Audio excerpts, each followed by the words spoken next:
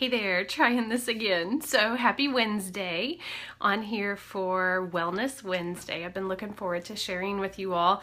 I did not do a Wellness Wednesday last week because I was not well and it would not have been a good scene for me to hop on here last week.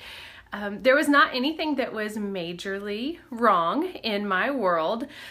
So please do not have a pity party for me. I do not want that at all. But I know you can relate because my body, my soul, and my mind just got tired. I was tired. I had been going strong for months and months with lots of good things on my plate. But you all know this, even good things can cause stress. Even good things can cause stress. And that's where I was. I had had warning signs that my body had given me for several weeks, like, you better slow down, time to put on the brakes. And I had ignored them. So finally my body shut down. It had had enough. I broke down. I canceled life for several days. And I spent a few days doing things to fill me back up, and also to evaluate life so it wouldn't ever happen again. And so I want to talk for a moment today about taking care of me, about taking care of you, making ourselves a priority. I know that I'm not alone in what I experienced. I've heard from several of my friends and people at church recently that they are struggling, and there's just sometimes a heaviness in our world and in our life, and we feel it and we absorb that stress, and it impacts us in a negative way, and we've got to find a way to deal with it and to take care of ourselves in the process. This is not how we were meant to live, to be constantly stressed out and wearing ourselves out. Even though it's the pattern I seem to get myself in pretty often, it's not how we're supposed to live. Hebrews 12, chapter 1 has become very special to me the past few weeks, and I might have another video sometime where I dig more into Hebrews 12:1. But it talks about running this race of life with endurance. Okay, endurance isn't something that I have always had a lot of. Even when I was younger, I didn't have a ton of endurance. But this life is a marathon. It's not a sprint. It's not run for 3 months, crash. Run for 3 months, crash. And that's how I've lived my life for the past couple of years. And I'm done with the crash. I'm done with the sprinting. I want to find a way to run as God has called us to in this season of life with endurance, the race that He's marked out for us in a way that's maintainable and sustainable, and where I can still be well. We all have to take care of us. And I am now in a season, I'm declaring this my season of self-care. And that feels really weird to even speak that out loud, but it's where I have to go. I'm trying to learn self-care, even though it's so hard. We'd rather be taking care of everyone else and doing everything for everyone else, but we have to make me a priority. You have to make you a priority because no one else will.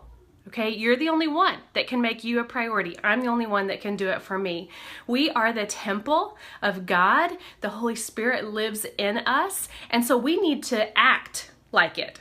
Like, take our bodies and our life seriously if we are housing a temple of the Holy Spirit.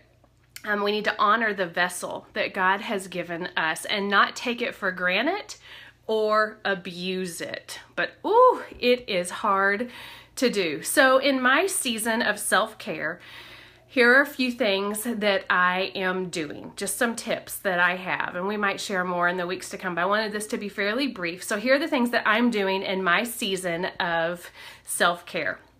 The first one is I'm making myself get up in the morning before anyone else is out of bed and have my daily quiet time. We all need to find some space to just be still and to be quiet and not let the stress and the noise of the world get to us.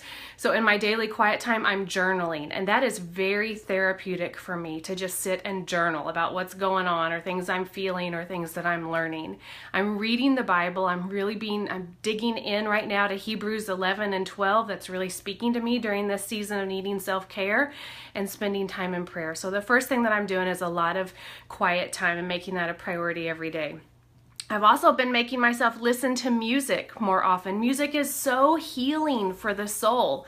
So I have found Pandora on my phone, and as I'm getting ready or as I'm walking about the house, I'll have my phone in my back pocket and Pandora instrumental worship music playing, or classical music, or whatever it is going to speak to my soul in that day.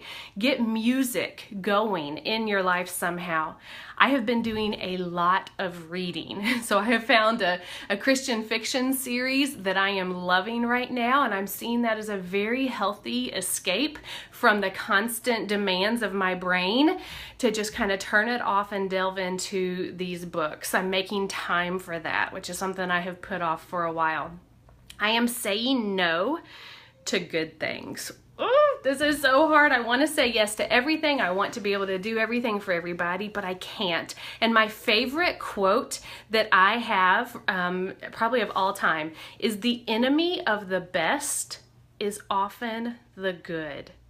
The enemy of the best is often the good. And I found myself doing a lot of good things, really good things. There was nothing wrong with the things that I was doing, except there were too many of them, and that didn't allow time for the best things in my life. So I am trying to say no on a regular basis to anything that's not on a priority list for me at that time. And that's hard, but that frees my heart and my soul up to be and to take care of myself. I've been using oils like crazy. So I've had in the past few weeks when my body kind of feeling like it's shutting down, this pit of anxiousness here in the center of my chest. And I have been going to my essential oils like crazy. I love that they can help support our emotions and help me stay sane and from completely fallen off the bandwagon here. So I have been using Stress Away and frankincense and bergamot vitality in a little capsule and taking that daily. I've also been putting peace and calming on my wrists. And then in this season, I've been drawn to an oil called Northern Lights Black Spruce, and I've been putting that on my neck. The Northern Lights black spruce trees are grown in an area where there is a lot of trauma and a lot of crisis. And for them to be able to grow so strong and to be such sturdy trees, they've got to withstand the wind and the freezing cold temperatures and all of these traumas that are in where these trees are. And so the oil kind of represents that, helps give us some fortitude and some strength to be able to deal with life.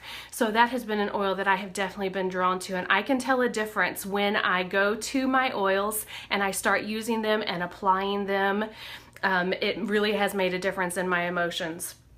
I've been watching my diet, although not as good as I should, but I know that a poor diet contributes to my feelings of going crazy. I've also committed today to start an exercise program, and I've reached out to a friend to keep me accountable and to help me start something that works for me in this season of self-care and taking care of my body. I've also been trying to get away and play the piano, just for me. Not something I'm doing where I'm teaching other people or I'm practicing for something, but to just play for me, because that is a time for my worship and my soul healing. So maybe next week or sometime soon we can talk more about Hebrews 12:1 and what that's meant to me in this season of self-care. But I just want to ask you to think about, on a scale of 1 to 10, how well are you? How are you doing? 1 is not doing great at all. 10 is I'm on top of the world. How would you rate your own self, your self-care at this moment? And then what are you going to do to speak life back into yourself and to take care of yourself? Because you are worth it. I am worth it. We've got to take care of this temple that God has given us.